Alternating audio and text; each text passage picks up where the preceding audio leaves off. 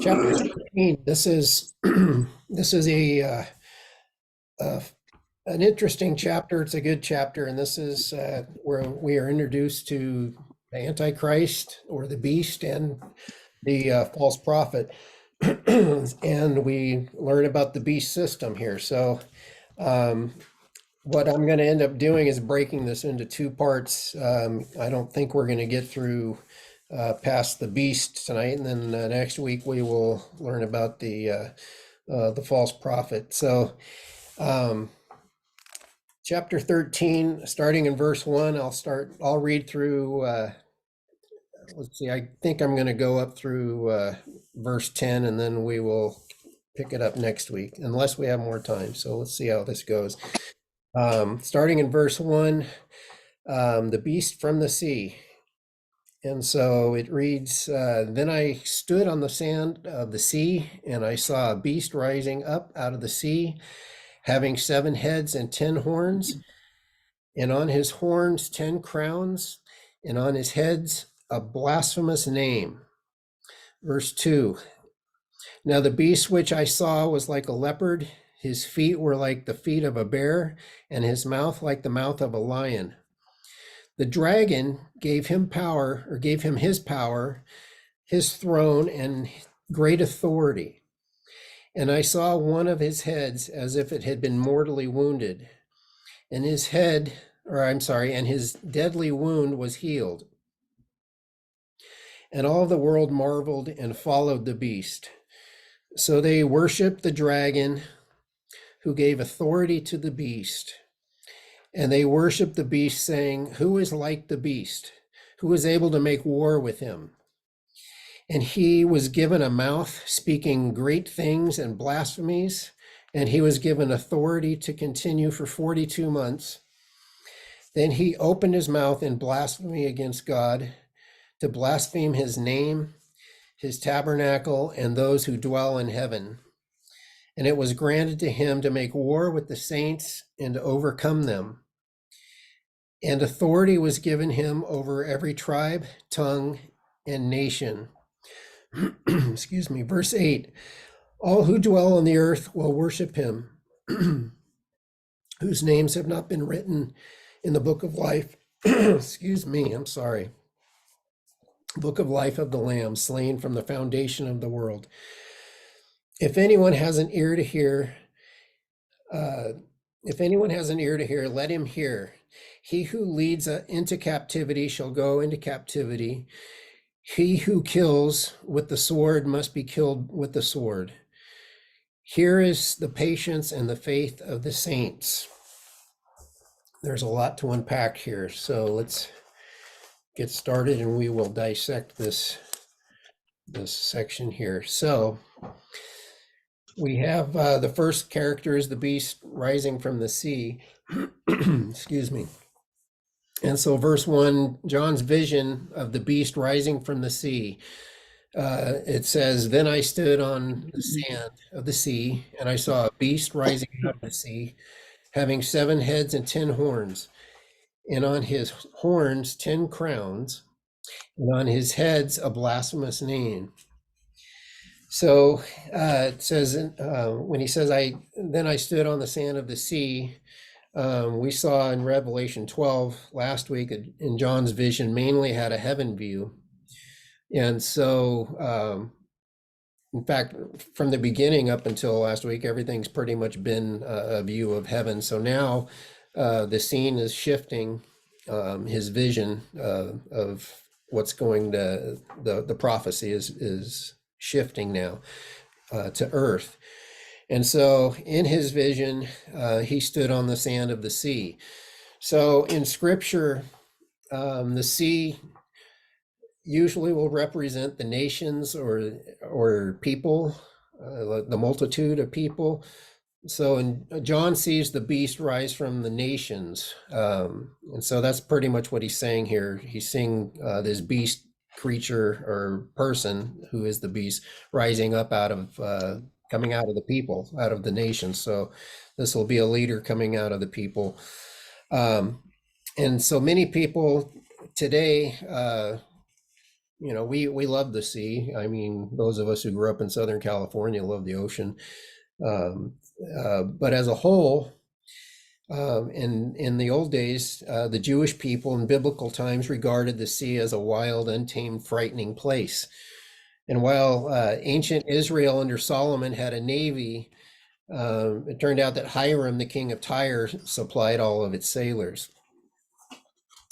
So because of ancient Israel was wary of the sea, it was a figure of evil and chaos that seemed to resist God. And so he says, I saw a beast rising up out of the sea, and from the place identified with evil and chaos and resisting God, the beast comes forth. And so the ancient Greek word translated beast here has the idea of a wild or dangerous animal. And because John calls him a beast and not a dragon, as in Revelation 12, what we read last week, this creature represents someone distinct from Satan, who was represented by the dragon. Having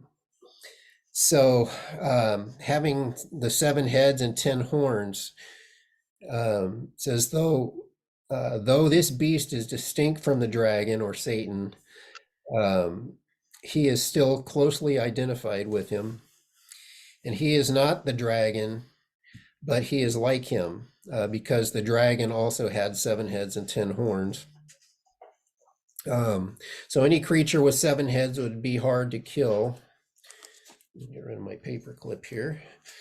Because if you wounded 1 head, 6 still remained. And so in the Bible or in biblical imagery, horns express strength and power. A bull with 2 horns is a powerful creature, but a beast with 10 horns has that much more power, just like the dragon of Revelation 12:3. So this likeness to Satan is just one of the things that identifies as beast, with one popularly known as the Antichrist. So this identifies him as the Antichrist. And so the word Antichrist only appears in the Bible 5 times in 4 verses of 1 John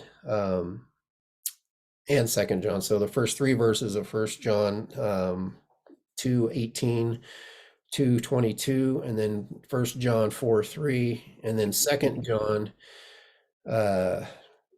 John 7. So that's where you'll find the name Antichrist. So 1 John 2:18, we have the example of little children. It is the last hour, as you have heard, that the Antichrist is coming. So with this, John referred to an individual who has captured the imagination of many people, some who don't even know the Bible. And, we see this in music. I think Iron Maiden had that song 666, the number of the beast, so stuff like that. The movies and whatnot. Many people are ignorant about this person called the Antichrist, except what they have learned from movies like The Omen. What are some of the others? I didn't really see that many. They didn't interest me back in the day. So, but we can begin by understanding what the title Antichrist means. The prefix anti may mean the opposite of or instead of. The Antichrist is the opposite of Jesus. He is the instead of or in place of Jesus.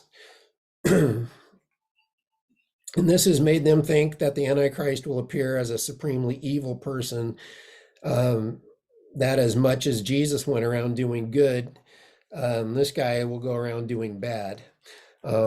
As much as Jesus' character and personality was beautiful and attractive, the Antichrist character and personality will be, excuse me, ugly and repulsive. I need some water here. Okay, so ugly and repulsive. As much as Jesus spoke only truth, the Antichrist will speak only lies. And this emphasizes the idea of the opposite of Jesus too much, because Jesus spoke truth. the Antichrist. Was the father of lies, so we will know that this guy is a liar. The Antichrist will instead be more of an instead of Jesus, if that makes any sense. So he'll be in place of Jesus. He will look wonderful and be charming and successful. He will be the ultimate winner and appear as an angel of light. And in this sense, the Antichrist will be a satanic Messiah instead of the true Messiah, Jesus Christ. So I think I said last week that Israel, they missed the Messiah when he came the first time. So they're still looking for their Messiah to come, and they expect the Messiah. The first time they were searching for a political leader to rescue them or save them from the Roman Empire.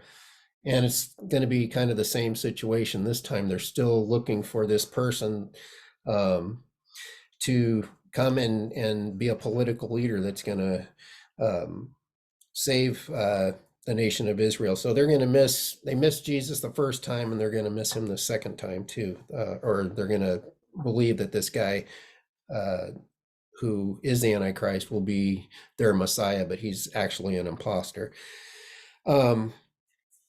So in John 2:18, 1 John 2:18, John spoke of the Antichrist and many Antichrists. He says that there is a spirit of Antichrist, and this spirit of Antichrist will one day find its ultimate fulfillment in the Antichrist, who will lead humanity in an end times rebellion against God. So in other words, though the world still waits to see the ultimate revelation of Antichrist, there are little previews of this guy, his mission to come. And these are the Antichrist with the little a. And so we commonly call the coming leader the Antichrist, capital A, but the Bible gives him many other titles or names. And he is known, and these all come from Daniel. So Daniel chapter 7, I would consider the book of Daniel to be the Old Testament version of Revelation. So much of the book of Daniel and Revelation parallel each other. So Daniel 7:8, he's known as the little horn. Daniel 8:23, he's the king of fierce countenance. Daniel 9:26, the prince that shall come. Daniel 11:36 through 45, he's the willful king. And then the one who comes in his own name, we see in John 5:43, whom Israel will receive as their Messiah. And like I said, because they rejected the true Messiah the first time he came. It's also known as the son of perdition, the man of sin, and the lawless one. And that's found in 2 Thessalonians 2. So moving on, it says on his horns were 10 crowns. And so this is something different about the beast compared to the dragon, who was the devil, who had 7 diadems or 7 crowns on his heads. The 7 crowns of the dragon expressed his strength and power, because 7 is also the number associated with strength and completeness. So the 10 crowns of the beast express his rule over a group of 10 nations. So we will see a group of 10 nations arise, and we'll read more about that here in a bit. Most commentators think that the 10 horns are distributed among 7 heads. Dr. David Hawking sees all 10 horns upon one of the heads. So the figure of 10 horns also associates this beast with the beast of Daniel 7:7, which represent the final world empire of the Antichrist. And we know that the Messiah, if we read at the end of the book, Jesus the Messiah will ultimately conquer. After this, I saw in the night visions, and behold, a 4th beast, dreadful and terrible, exceedingly strong. Okay, so this is Daniel 7:7 that I'm reading here. Exceedingly strong, and it had huge iron teeth, It was devouring, breaking in pieces, and trampling the residue with its feet. It was different from all the beasts that were before it, and it had 10 horns. So here in Daniel's vision, the 10 horns specifically represented 10 kingdoms that this final world dictator will have authority over. And we find that in Daniel 7:24. In John's vision, the 10 crowns are 10 horns, are on the 10 horns emphasize this area. So the visions of Daniel 7 and also in Daniel chapter 2 also connect the governments represented by the 10 crowns with the ancient Roman Empire. In those visions, Daniel saw three successive world empires, each succeeded by a fourth, which in context of the visions is plainly the Roman Empire. And in the days of that fourth empire, the Messiah will come, destroy all earthly rule, and reign over the earth. And since we do not see the reign of Jesus on earth in the day of Daniel, or the way that Daniel prophesied, we can see that the Roman Empire will resume in some way expressed by this collection of 10 crowns. So, we know that the Roman Empire never was conquered. They just kind of faded away. They sort of self-imploded from being overextended and just through sin and whatnot. It was just kind of something that faded away and got dissolved into other countries, specifically, the furthest to the east or to the west, I'm sorry, at that time would have been England. So the Roman Empire had moved into England. And so if you think about us here in the United States, we're kind of a product that came out of the English or Great Britain. So it's still, the Roman Empire, like I said, was never conquered. It's still in existence, but it's just kind of been on the back burner through all these other nations over time. So we're going to see a reemergence of the Roman Empire again, and it will be what we believe is 10 nations or 10 regions throughout the world. So they're going to split the whole world up into 10 separate regions, North America, which would be like, say, region 1, South America, region 2, Europe, and China, and throughout the world. So we'll see these different regions, then they're going to have 10 leaders and 10 kings. And so this guy, as we read on here, will be in charge of the whole bunch. So let's move on, where it talks about the blasphemous names. 7 heads of the beast which advertise blasphemy against God. And so this speaks of more than the beast's message. Rather, it speaks of his character. He is a blasphemer who speaks against God, as we see in Daniel 7:25. And moving on to verse 2, the description of the beast of the sea again connects it to images of Daniel 7. So verse 2 says, "Now the beast which I saw was like a leopard, and his feet were like the feet of a bear, and his mouth like the mouth of a lion. And the dragon gave him power and his throne and great authority." So like a leopard, bear, and a lion, in this vision, God used images from Daniel's vision of Daniel 7 to communicate the identity and the nature of this beast to John, obviously. And so Daniel 7 used 4 animals or beasts to describe the course of human government from Daniel's time up until the ultimate reign of Jesus on this earth. So the first 3 animals are like a lion. In Daniel, this was a picture of the Babylonian Empire, which was replaced by the bear, which was the Medo-Persian Empire. And then they were conquered by a leopard, which is a picture of the Greek Empire. And then the 4th animal was a dreadful, indescribable beast, which shared the most terrifying characteristics of the previous beasts. And this yet represents the final world empire under the leadership of a satanic dictator. in 7 through 8. So John presents this beast as the extension of the fourth beast of Daniel 7. And this connects his empire with the characteristics of the great empires of the past. This final world empire will have the cat-like vigilance of a leopard, the slow and crushing power of a bear, and the authority and ferociousness of a lion. And since the beasts of Daniel 7 represented empires more than specific men, some have thought that the beast of Revelation 13 here is not a person, but a government or a cultural system.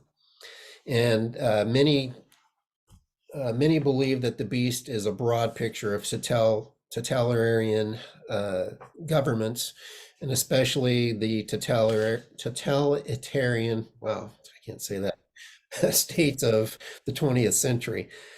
For example, the beast has always been and always will be in a final intensified manifestation, the deification of secular authority. But others see the beast as a person, specifically the Antichrist, the final satanic dictator who leads the world in rebellion against God. And then some, like Dr. David Hawking, combine the approaches and say that the beast is a modern world totalitarian government, but the head that has 10 horns is specifically the Antichrist and the leader of this beast, of a final satanic dictatorship. And that's kind of how I believe. I believe it'll be a system as well as a person. With any empire, especially brief empires, the government is almost totally identified with the ruler. So if we think of Germany in the 30s and 40s, with the figures of Adolf Hitler as an individual and Nazi Germany as a state are virtually the same. So it's kind of like how I believe how the beast or the Antichrist and his system, the beast system, we made up of all these nations, which he will be the head of. So the beast which I saw, all indications in here in Revelation 13 are that the beast is a man, though he is closely identified with his world dominating government. The beast is worshipped as God, but people never worship an empire, and neither do they make a succession of emperors into an object of religious devotion. So the paying of divine homage to kings has been a common thing in the world's history, but it has always been rendered to individuals. An image is set up of the beast, and the whole world is commanded to worship it. And this makes far more sense if the beast is a man more than an empire or a government. And through history, men have often bowed down to an image of a political ruler. This beast is also has a proper name, a name expressive of a particular number, and that number is the number of a man, which cannot be conceived except on the idea of an individual person. This beast is finally damned. He goes to perdition, into the lake of fire, where he continues to exist and suffer after passing from this earthly scene. And we will read that in Revelation 17 and Revelation 20. So he's after passing from this earthly scene, which cannot be true of systems of government. The Antichrist is also called the son of perdition. We see that in 2 Thessalonians 2:3. And Judas was also called the son of perdition. We saw that in John 17:12. Judas was a man, and he's not a system, or was he a government? So it follows that the Antichrist will also be a man. And with this in mind, we agree that we would therefore greatly err from Scripture, as well as from a unanimous conviction and teaching of the early church. where were we to fail to recognize this beast as a real person, the one in whom the political power of the world is finally concentrated and represented. So the dragon gave this, I'm sorry, start this again. The dragon gave him his power, his throne, and great authority. So this world leader is really empowered and supported by Satan. Through this man, Satan will express his own desire and authority. And this, the beast takes the offer that Jesus refused. Remember when Jesus was being tempted in the wilderness, that Satan took him up and showed him the world and said he could have everything if he would just bow down and worship him, because it was given to Satan to give to anyone freely. So if he could have had Jesus worship him, imagine how terrible that would have been. But there will be a man that he will give this power over to, and this will be the Antichrist. So the beast, he is not an ordinary man, and he is called the beast that ascends out of the bottomless pit. And ordinary men do not come from there. So one who hails from that place must either be a dead man brought up again from the dead, or some evil spirit that takes possession of a living man. And that's what I believe, that this guy will at some point. He's alive now. There's always been a person to take the role of the Antichrist, and so Satan's just waiting for the right time in the moment. So when this person comes on the scene, he's always had somebody in the works. It could have been Hitler for all that matter, but he will at some point, I believe it at the 3.5 year mark of the tribulation, will actually possess this person who will become the Antichrist.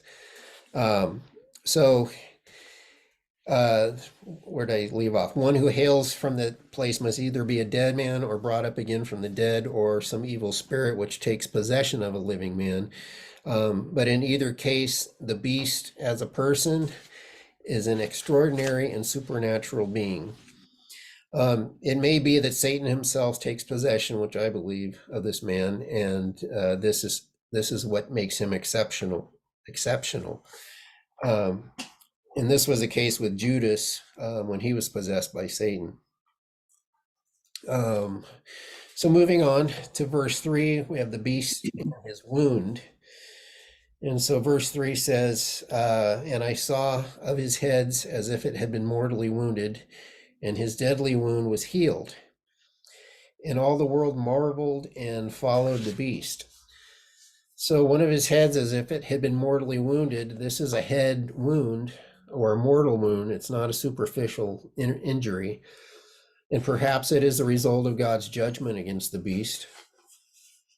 We don't know. I mean, I've seen movies where it's, somebody goes into the future because they know who this guy supposedly is, and they try to kill him, so, I mean, who knows? We don't know how he's going to get his wound. But this deadly wound was healed. In the recovery of the beast increases his fame and his authority. So all the world will marvel and follow him. And so twice later in Revelation 13:12 and 13:14, this recovery is mentioned in connection with the world's worship and devotion to the beast.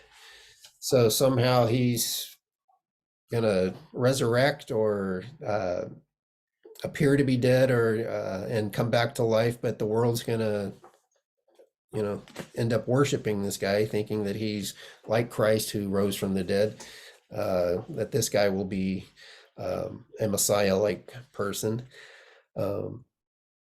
So instead of Christ, of course. Some who see the beast not as a man but a government see this as a revival of the Roman Empire, fulfilling Daniel 7. In this perspective, the Roman Empire has been dead but will again be revived, and the world will marvel. Yet the most natural way to understand John's words make us believe that this speaks of a man who will be mortally wounded and then healed. The man will lead a revived Roman Empire, and his personality will dominate it. Yet he and the empire are not exactly the same, so it's two distinct things. Um, his his wound is healed, and this is truly an antichrist who even imitates Jesus in his death and resurrection. The world will believe this, and it will add tremendously to his fame and to his power. Moving on to verse 4, which has the authority and popularity of the beast. And so, verse 4, so when they worship the dragon who gave authority to the beast, and they worship the beast, saying, who was like the beast, and who was able to make war with him? So they worship the dragon who gave authority to the beast. And as people worship this beast, they bow down before his government. And it may be that they do not know that they are bowing down to Satan himself, but it is worship of Satan nonetheless. They clearly worship both the beast and the dragon, but their worship of the dragon may be unknowing. And though Satan worship becomes more popular and more popular each year, it is still only a tiny fraction of people who only worship Satan. But this is because more people expect Satan to appear with ugliness and horror.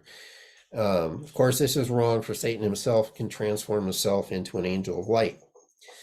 Therefore, it is no great thing if his ministers also transform themselves into ministers of righteousness, whose end will be according to their works. We heard over and over, Jesus talks about the first thing in the last days will be deception, major deception. So these people will be able to deceive the beast. Not only the beast deceive everybody, but his ministers. There's going to be people on his side that are going to appear to be part of the church. Who is like the beast, and who is able to make war with him? And the world will be amazed at his power, or at the power of the beast, and will believe he is so mighty that he cannot be conquered. And for a time, the beast will look like a tremendous winner. And when he blasphemes Jesus and persecute God's people, and this will be the tribulation saints, or the elect, which is also known as Israel at this time, they will appear to be complete losers, but only for a short time. They worship the beast and the dragon behind the beast, simply because the beast's might. Worship of the devil and the devil's agent is justified purely on the ground of brute force. So moving on to verses 5 and 6, his blasphemies. And he was given a mouth speaking great things and blasphemies, and he was given great authority to continue for 42 months, 3.5 years again. So then he opened his mouth in blasphemy against God, to blaspheme his name, his tabernacle, and those who dwell in heaven. So speaking of the great things and blasphemies, blasphemer may be a more accurate title than Antichrist for this end times dictator. And it's because this beast is a man who speaks against God and everything God stands for, which is his name, the tabernacle, and those who dwell in heaven.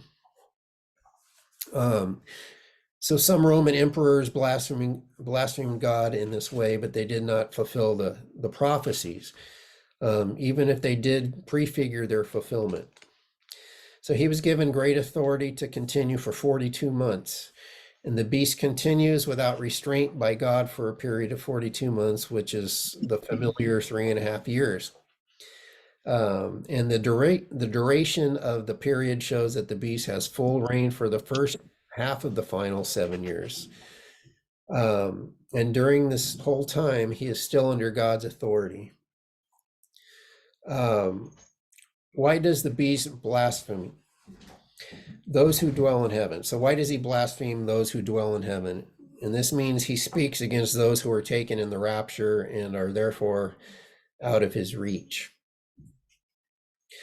Um, Moving on, verses 7 and 8.